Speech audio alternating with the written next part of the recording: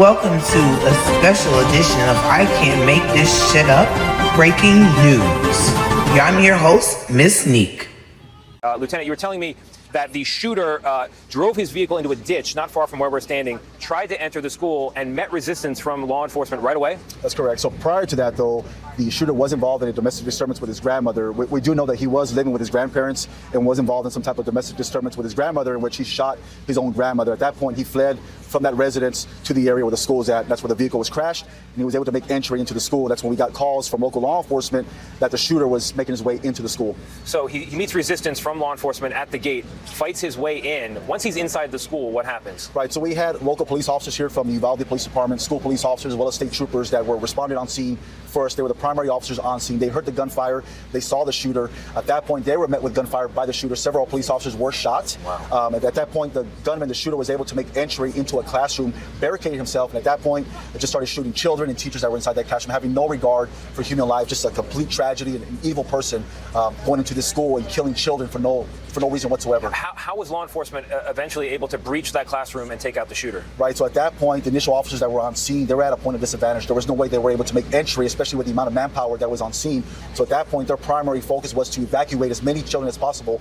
Teachers that were breaking windows around the school trying to evacuate children to prevent any further loss of life. But again, they kept hearing the gunfire as they were doing this, as they were performing these rescues. We had a specialized tactical law enforcement team arrive, comprised of federal law enforcement, local law enforcement, state law enforcement, that were able to make forcible entry into that classroom. And just goes to show you that placing their own lives between the shooter and those children to try to prevent any further loss of life. As they entered that classroom, one of those officers was met with gunfire. He was hit, he was shot.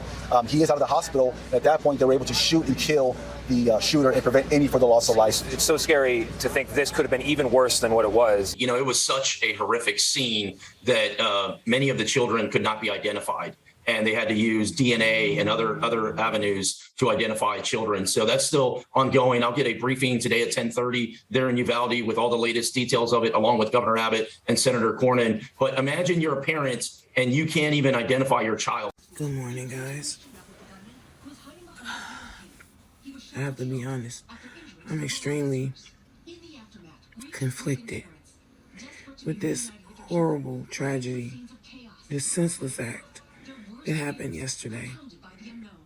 I'm up literally debating on if I should take my kids to school. This is their last 2 days of school. School's final day is tomorrow. And I'm nervous.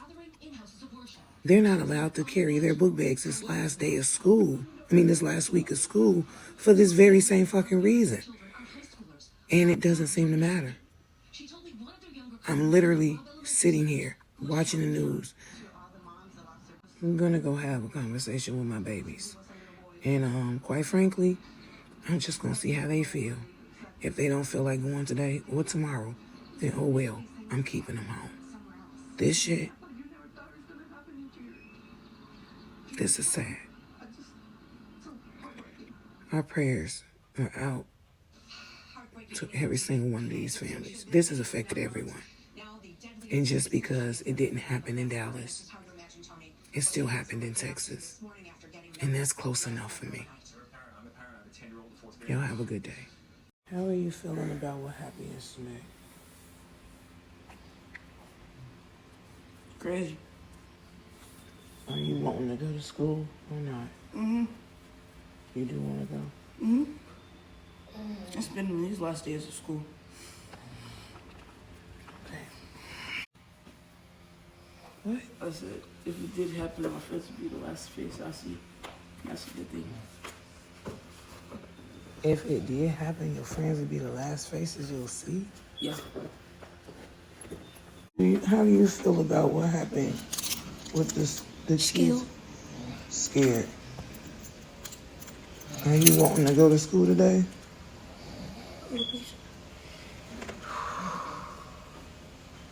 What's wrong? My stomach. I'm gonna let you stay home. You have every right to be scared. This shit ain't right. I was upstairs from my clothes, and it just turned off. And I had dreams about like scary things, and the light turned off. Then I went downstairs, It's like it was keep scaring me with turning off the light and stuff. Yeah. That's cool. What happened yesterday? No, you were at work. You know those kids were killed at the school. How you feeling about what happened yesterday? Oh, that's bull. That's some bull. What do you mean? I don't know how someone wakes up with that much hate on their heart to kill their granny and kids. And now they saying it's up to 21 people that have been killed. They didn't really have the calculations of it at first. No, First was like 12, 10, it's 12. unfolding, so it's still something that's, that they still don't know. There's still kids in critical conditions. That means that there's still people who were shot that could still die from it. How's this making you feel about going to school? I'm not gonna lie to you, not safe at all. I had went to the store and yeah. Felt nervous. I felt nervous going to the grocery store last night with Grandma. Oh, yeah. To school. Yeah. You feel unaffected by this or what? This was not in Texas. Turn around, what? This wasn't in Texas. It was in Texas, Mateo. Bro, I ain't worried about none of that. All right, y'all. As I stated, this is my baby's last 2 days of school. And while 2 of them didn't want to go to school, 2 of them did want to go to school. Ultimately, only 1 stayed home, and that's my 9-year-old. That is the demographic of babies who actually were slaughtered in this horrendous attack yesterday. The other children decided to go to school anyway. I felt that it was a teachable moment to get my kids' raw reaction. I'm actually in the truck now going home from having dropped them off. I just spent about 15 minutes outside of my son's middle school, and I've never done that before. Y'all, we gotta pray for each other and our kids. We gotta pray for this nation, y'all, because this shit affects all of us.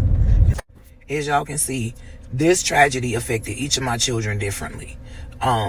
And that's just a reality. I know some people are going to watch this and say, what's going on with Mateo? How come he seems unaffected?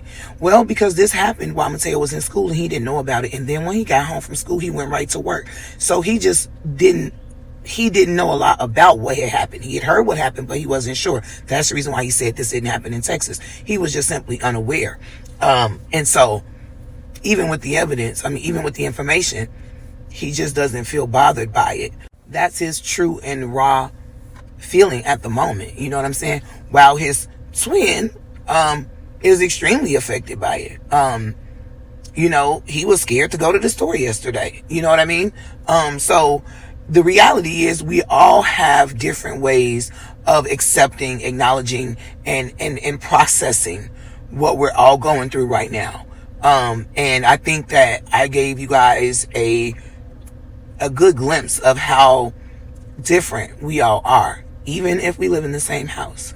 So, I don't know if this is happening everywhere else, but I felt that this was the best way I could, address this situation with my kids. We're giving them an option, finding out where they are mentally and giving them a choice on what they wanted to do. I totally would be okay, if they didn't want to go to school. Rightfully so. This just happened yesterday. There is no test, okay?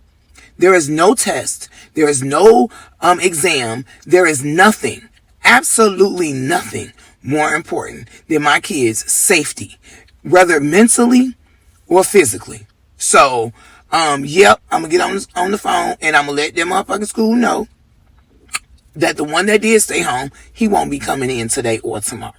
Okay? Because there ain't a damn thing more important than my baby's safety, whether physically or emotionally or psychologically. And that's just it. I can't make this shit up. I'm your girl, Msnique, also known as Msniquerevamp. Share, like, comment, and let me know how you processed this morning after the tragedy yesterday. Is this a conversation that you had with your kids last night or even today? Let me know in the comments. Mothers and fathers, we gotta be in together, y'all. And this has been a raw, unedited, I can't make this shit up.